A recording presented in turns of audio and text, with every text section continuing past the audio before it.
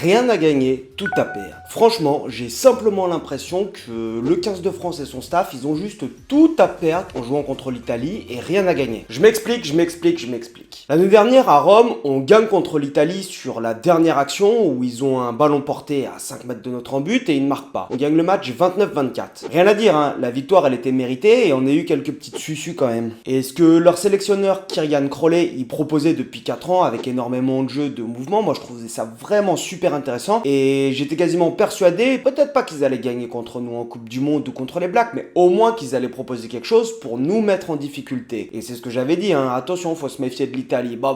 Oh quelle erreur, on leur a mis un 60 à 7, pardon. Bref, une Italie inexistante. Depuis le début du tournoi, vous allez me dire si je me trompe, mais j'ai quand même eu cette impression d'avoir une équipe d'Italie qui était solide et organisée en défense. Contre les Anglais, ils mènent et où ils tiennent le score jusqu'à la mi-temps. Au retour de la mi-temps, ils ont un passage à vide de 15 minutes où les Anglais appuient sur l'accélérateur et blam, ils se font ouvrir en deux. Et derrière, ils reviennent sur les 20 dernières minutes pour échouer à 3 points des Anglais. Il y a 27-24 pour les Anglais. Mais le match était à Rome. Contre les Irlandais, ils prennent un 36-0, mais c'était un match en Irlande. Attention, quand tu vas jouer en Irlande, c'est vraiment pas marrant. Nous, en France, on a pris quand même 38-17, mais à domicile contre les Irlandais. Et donc, c'est une équipe, quand tu vas les jouer là-bas, on sait qu'ils sont extrêmement difficiles. Et je les ai trouvés organisés en défense. Par contre, une erreur d'inattention. Le match, il est serré, il y a 0-0, ils n'arrivent pas à mettre 3 points. Et là, renvoi au 22, arrête de voler dans les 22. Une petite erreur d'inattention. On a l'arrière irlandais qui joue vite, bam, ça break, essai. On sait qu'on n'a pas le droit à l'erreur contre l'Irlande. Mais toujours est-il que l'Italie, je les ai trouvés rugueux, mais vraiment rugueux en défense et organisés. Alors pourquoi est-ce qu'on a tout à perdre contre cette équipe d'Italie? Eh bien, étudions les différents cas de figure. Le premier cas de figure, on les maltraite comme à la Coupe du Monde. Ils prennent 40 points dans la musette et tout le monde dira « Mais c'est normal, c'est l'Italie.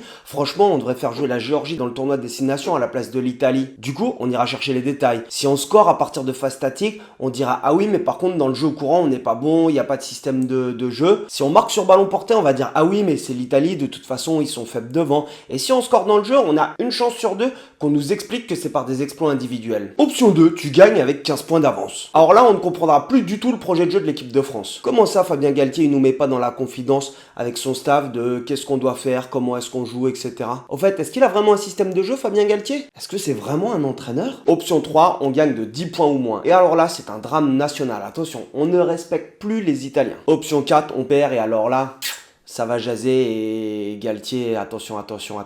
En réalité, j'ai l'impression que c'est pas le tournoi destination où on attend le jeu du 15 de France, j'ai l'impression qu'on est en train de faire le procès de Galtier sur tous les matchs et celui de l'équipe de France, du coup, quand tu fais le procès de son entraîneur, tu fais aussi le procès des joueurs. Hein. Bon, j'avoue que la façon dont il nous prend pour des imbéciles est assez frustrante et il l'aura peut-être mérité qu'on fasse son procès. Mais bon, j'aimerais aussi qu'on parle des bonnes choses. Il n'y a pas de match international facile. Quand tu vois que les Fidji, ils sont allés battre l'Angleterre à Twickenham et qu'en Coupe du Monde, le Portugal bat les Fidji, un match, ça reste un match. Hein. Des fois, t'as des bons matchs où tu vas mettre une fessée aux Néo-Zélandais et puis de temps en temps, t'en prends une aussi. Et donc, on arrive à cette fameuse composition pour jouer l'Italie. Et il n'y a pas réellement de gros changements. Comme je le disais précédemment dans une autre vidéo, on va sûrement devoir attendre la tournée en Argentine pour pouvoir avoir du changement et plus de nouveaux joueurs qui vont intégrer le groupe. C'est normal, c'est-à-dire que tu déstabilises pas un groupe en cours de tournoi et surtout quand t'es un petit peu sous pression. On commence donc avec Baye et Antonio à la pile. Là-dessus, il n'y a rien à dire. Au talon, c'est Movaka. Et là, c'est un petit peu plus... pas tendancieux, je vais pas dire tendancieux, mais ça peut porter un petit peu plus à interprétation. On a eu des difficultés en touche, et alors là, attention,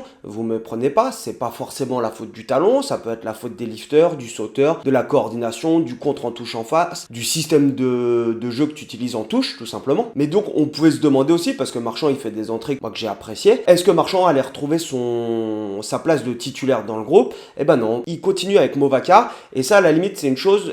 qu'il ne retire pas la confiance qu'il accorde aux joueurs suite à de mauvais matchs ou de prestations moyennes, moi je trouve que c'est plutôt très bien. Sur le banc, on a donc Marchand, Tao et Aldeguerri. En seconde ligne, on a le fameux cas Tuilagi. Honnêtement, je pense qu'on apprécie tous ce jeune joueur qui nous donne l'impression d'être un gros nounours alors qu'il brasse un paquet de viande sur le terrain. Sur ces 2 premiers matchs, je vous avoue que je l'ai scruté, mais comme tout le monde, je pense, avec attention, et effectivement, il pèse en fait. Dès qu'il a le ballon, il avance, il a cette capacité, il t'a mis quelques planche sur les mecs. Quand il leur retombe dessus, je pense que tu dois le sentir passer et que tu mets un petit peu plus de temps à te relever. Et je vous avoue que j'aurais bien aimé le voir embrayer. Ces bonnes prestations, c'est aussi que des impressions que nous, on a en tant que spectateurs. Là, j'ai pas retrouvé les images, peut-être que mon monteur va le faire, mais il y a une action, notamment contre l'Écosse, il me semble, où on se fait ouvrir, en fait, sur le bord d'un ruck, sur cette zone 1-2-10, c'est leader défensif, tout simplement parce que Tao, sur la circulation, il se retrouve en position de 2, et en fait, il vient défendre sur le 10 au lieu de défendre en zone. Et ça, c'est des petites choses auxquelles on ne fait pas attention, mais quand tu es dans le rugby professionnel, tu es obligé. Et donc, tu es jugé aussi sur ça. Si tu laisses un break à l'équipe adverse, c'est potentiellement des points qui sont marqués. Donc, Tuilagi sur la feuille ou pas sur la feuille, et s'il était sur la feuille, est-ce qu'il allait être titulaire ou pas? Tao revenait de blessure, et comme c'est le meilleur remplaçant du monde, on pouvait se douter qu'il allait être sur le banc de touche. Donc, qui allait commencer au poste de numéro 5? Si c'est Tuilagi, Woki, Tao sur le banc, Gabriag en remplaçant. Si c'est Woki, Gabriag qui commence, ciao Tuilagi. Et bonne surprise, on a Tuilagi qui commence avec le numéro 5 dans le dos, aux côtés de Woki. Tao sur le banc, quid de Alexandre Roumat, parce que pour moi, il fait une bonne rentrée tout simplement avec le 15 de France, et c'est un sacré joueur. D'ailleurs, j'aurais bien aimé qu'il soit présent sur la préparation à la Coupe du Monde, mais ça, c'est un autre débat. Et bien, tout simplement, Roumat, il va prendre place sur la feuille, parce que en club, il joue aussi bien seconde ligne que troisième ligne par moment. Le reste de la troisième ligne, il nécessite forcément une réorganisation, puisque tu n'as pas Jelonge, tu n'as pas Aldrit, et donc du coup, c'est Boudéan qui rentre dans le 15 de départ, avec Olivon et Cross en numéro 8. Et donc, on a la première de Abadi sur le banc, qui prend la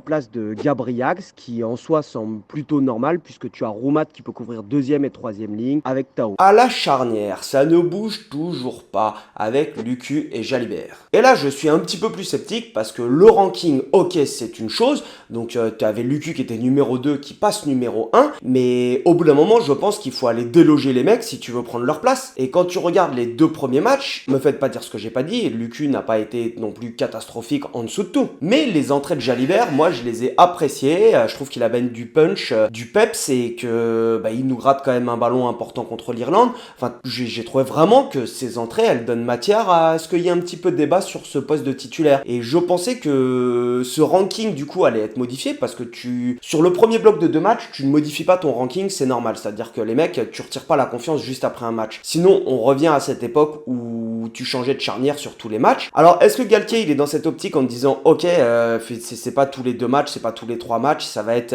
au bout de 3 matchs ou plus que tu gagnes ta place ou que tu perds ta place. Mais je pensais sincèrement que Nolan Le Garec titulaire, ça allait être le seul changement, en fait, dans ce 15 de départ. Et ben là, il est remplaçant, ou plutôt finisseur, et j'aurais bien aimé le voir commencer. Au centre, on a Danty et Ficou. Aux ailes, Penaud et Louis Biel-Biarré. On en parle du jeu aérien de Damien Penaud, là, qui a pas été au top et qui a laissé échapper quelques ballons? Non, on rentre pas dans le débat. Et à l'arrière, on a le fameux Ramos, du coup, qui prendra le poste de 10 si jamais Jalibert sort de son match. Et le seul remplaçant derrière, c'est Moefana, qui lui couvre les centres, on le sait. Et je suis curieux de voir ce match, parce que je pense, en tout cas, sincèrement, que l'Italie est capable de tenir tête à la France. Après, j'avais dit ça pour la Coupe du Monde, et voilà le revers pédagogique que j'avais pris. Non, plus sérieusement, le 15 de France, il semble être en plein doute, notamment après la désillusion du quart de finale contre l'Afrique du Sud, et par rapport au revers que t'as pris à domicile, quand tu prends le 36-18 contre l'Irlande à domicile sur le match d'ouverture, je pense que t'as le moral un petit peu au fond des chaussettes. Après, je dis semble être en plein doute, parce que c'est peut-être plus nous, les supporters,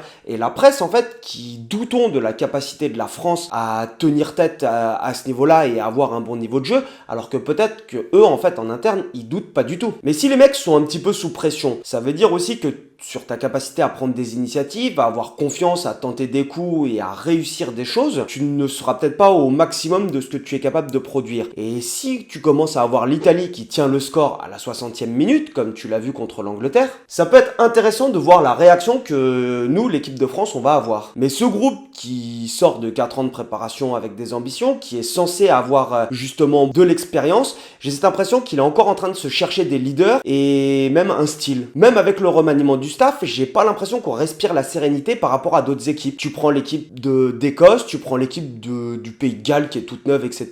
Honnêtement, je les trouve beaucoup plus sereins que nous. L'Italie, moi, elle me fait toujours plaisir à voir jouer, mais comme le faisait remarquer un pote à moi, l'Italie, c'est bien beau, mais en attendant, en seconde mi-temps contre l'Irlande, ils vont pas dans leur camp. Donc, ils utilisent des ballons, nous, on gagne des matchs sans utiliser le ballon. Ce match, il va plus nous intéresser sur la forme que sur le contenu, je pense. Et j'ai hâte de voir ce que ça va donner au débrief. Allez, on se revoit lundi pour le débrief.